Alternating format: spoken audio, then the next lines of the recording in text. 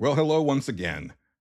I actually had been planning on doing an Absalom video in this spot, but something happened today. Like it was just announced like today that I kind of had to supersede my Absalom in progress video for this because this whole thing, this whole attempt at doing like actual video content for this channel is really just about me getting to yap about video game related stuff that uh, either doesn't fit into the podcast or I don't remember to put into the podcast or I had extra thoughts that I wanted to get out into y'all or but out into the ether.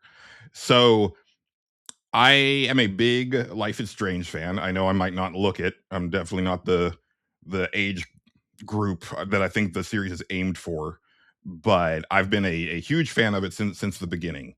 And just today they announced the next game in the series, which is called Life is Strange Reunion, which looks like it's a direct sequel to 2024's Life is Strange Double Exposure. Uh, Now, just to get this out of the way before I go much deeper, for me to talk about the stuff that I want to talk about, there are going to be original Life is Strange spoilers, some Before the Storm spoilers, and some probably let's say uh s- mm, vague possible spoilers for double exposure. I'll try to keep the double exposure stuff to a minimum because that's the newest game, and especially with this one being a direct sequel. There might be people that want to play it for the first time knowing that. Okay. So Chloe, we'll start there. Chloe, in my opinion, is she's an all-timer. She's an incredible character. I, like most Life is Strange players, fell in love with her in that first game. And Life is Strange ends with a choice, which is because the setup for the original Life is Strange is that Chloe gets killed when a student like pulls a gun on her and accidentally fires and kills her. And that's when Max's powers awaken and she realizes that she can turn back the clock, and so she is able to stop Chloe from dying.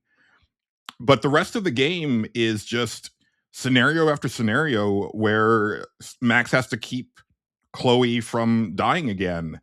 And you start to realize that, sort of like a Final Destination movie, that the universe intended for Chloe to die in that school bathroom, and every attempt to circumvent that inevitable fate causes worse and worse shit to happen in Arcadia Bay and probably the entire Pacific Northwest uh, as a result. And so at the end of the game, you're given a choice. You can either let Chloe stay dead and save Arcadia Bay, or you can sacrifice the entire town and a lot of people along with it to keep Chloe alive. There's very few choices in video games where I will judge a person, but I judge people if they select keep Chloe alive, because I just think that that's one of the most selfish, most destructive things. And I really do feel that the point of that original game's story was you you have to learn how to let people go. It's very much a game about grieving. And I played the original Life is Strange not even a year after my mother had died in a car accident, and it hit me really hard. Not only just the Chloe storyline, but also as you get into Chloe's backstory and that she lost her father in a car accident, really was like a 1-2 gut punch for me when I played that game. And I think the whole point of the story is to learn to let go, and even when presented with, man, if I could go back in time and fix this, it that might not be the best thing. And I find it weird that it seems like the majority of Life is Strange players went with the save Chloe route and have been clamoring for Chloe to come back ever since.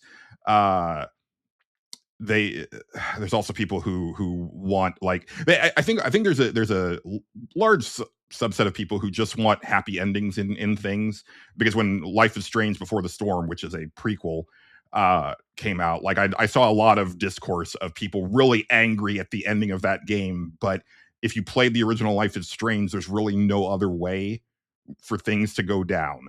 uh and again, that's kind of the point.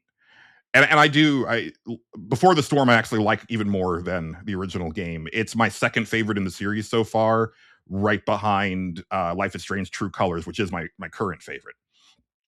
But I say all of that because the big deal about Life is Strange Reunion is that Chloe is back. And I even in when I was playing Double Exposure, I thought it was weird that they had to give you an out, right? Like uh you could tell people if Chloe was just someone that you had that Max had kind of lost touch with over the years, or if she passed away, right? Um, because you do have that choice. And yeah, I don't know, man. Like I've seen a lot of people really excited about this game because the big deal is that Chloe is back. It's hard to say if it's supposed to be that the canon story now is that she was always alive, or if there's like a more of a mystery to it, or because in Double Exposure Max's powers kind of increase in a way where she can do more than just like a localized uh backwards romp through time. Like she can go further than she used to be able to. So it could be a thing where somehow something happens in the course of this new game and she somehow goes far enough back that Chloe's there, or something like that. Gotta wait and see. But when I saw that reveal, I gotta say I was pretty annoyed. I honestly wasn't that jazzed. Like I enjoyed Double Exposure. It just barely missed my top 10 for that year. I didn't really care for the way that Max was written in that game, but I still really enjoyed it. I liked a lot of the characters in there. And as far as like the whole Life is Strange mythos that has been forming over the course of the series, they did a couple things in Double Exposure that I had been hoping that they would do. And so I was really stoked about that stuff. But the idea of Chloe being back doesn't really doesn't really spark joy in me. It doesn't get me excited for it. I mean, I'm excited because it's a new Life is Strange game, and I will play all of them. I already have. I've played everything that's come out so far, so I'll obviously be playing this one day one. But I'm excited to see the characters from Double Exposure again, not necessarily to see Chloe again, because it's time. Let her go. You need to learn to let her go. That was, I think that was the point. But that's my thought. That's not your thought. If it was your thought, then I would be you and you would be me, and that would be very uncomfortable. So I'm going to end it there.